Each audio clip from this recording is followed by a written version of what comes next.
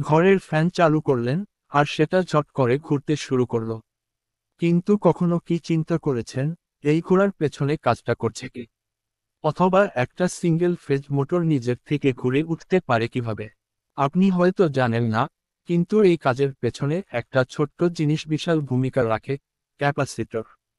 আজকে আমরা সহজভাবে জানব কেন সিঙ্গেল ফেজ মোটর আর ফ্যানে ক্যাপাসিটর ব্যবহার করা হয়, এবং এটা কিভাবে মোটরের গতি বা স্পিড বজায় রাখতে সাহায্য করে। চলুন শুরু করি। পার্ট 1: সিঙ্গেল ফেজ মোটর কিভাবে কাজ করে। সিঙ্গেল ফেজ মোটর নামেই বোঝা যাচ্ছে, এটা শুধু একটা ফেজ থেকে পাওয়ার পায়।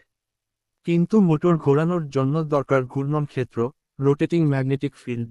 এই ঘূর্ণন ক্ষেত্র তৈরি হয় তখনই যখন দুই বা ততোধিক ফেজ একসাথে কাজ করে। এখন, যেহেতু সিঙ্গেল ফেজ মোটরে একটাই ফেজ থাকে, তাই এই মোটর নিজে থেকে ঘুরতে পারে না। মানে আপনি সুইচ অন করলেও মোটর শুধু গুনগুন করে আওয়াজ করবে, কিন্তু ঘুরবে না। এই সমস্যার সমাধান দিতে আসে ক্যাপাসিটর। পার্ট 2: ক্যাপাসিটর কিভাবে সাহায্য করে। ক্যাপাসিটর মূলত একটা ইলেকট্রনিক ডিভাইস যা ভোল্টেজের ফেজ শিফট করে। এই ফেজ শিফটের ফলে মূল ফেজের সাথে আরেকটা কৃত্রিম ফেজ তৈরি হয়। আর এই কৃত্রিম ফেজ ব্যবহার করে মোটরের সেকেন্ডারি কয়েল, অসিলিয়ারি উইন্ডিং, কাজ করতে পারে।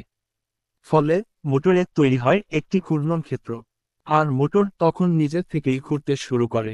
এই সময় মোটরের ভিতর তৈরি হয় স্টার্টিং টর্ক। এই কাজের জন্য যে ক্যাপাসিটর ব্যবহার হয় তাকে বলে স্টার্টিং ক্যাপাসিটর।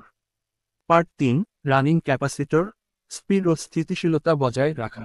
কিছু মোটরে শুধু স্টার্টিং ক্যাপাসিটর না, রানিং ক্যাপাসিটরও ব্যবহার করা হয়।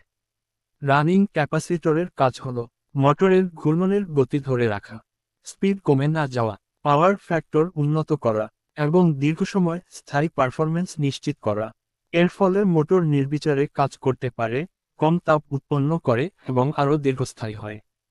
পার্ট 4: ঘরের ফ্যানে ক্যাপাসিটরের গুরুত্ব। ঘরের ফ্যান, কুলার, ওয়াটার পাম্প কিংবা টেবিল ফ্যান, এই সবই সিঙ্গেল ফেজ মোটরচালিত ডিভাইস। আর এগুলো ঠিকভাবে চলার জন্য ক্যাপাসিটর একেবারেই অপরিহার্য। যখন আপনার ফ্যানের ক্যাপাসিটর নষ্ট হয়ে যায়, তখন ফ্যান ঘোরে না। শুধু শব্দ হবে, কিন্তু ফ্যান ঘোরার নামই নেবে না। আপনি হয়তো নিজের হাত দিয়ে ফ্যানের ব্লেড ঘোরালে তখন সেটা ধীরে ধীরে চলবে।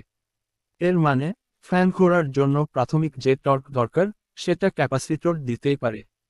পার্ট 5: শেষ কথা, ছোট ডিভাইস, বিশাল গুরুত্ব। তাহলে, এখন আপনি বুঝতে পারলেন, একটা ছোট ক্যাপাসিটর না থাকলে একটা মোটর কখনোই নিজে থেকে ঘুরতে পারত না। আর আপনি গরমে বসে থাকতেন, চোখের সামনে থাকা ফ্যানটা ঘোরার বদলে ঠায় দাঁড়িয়ে থাকত।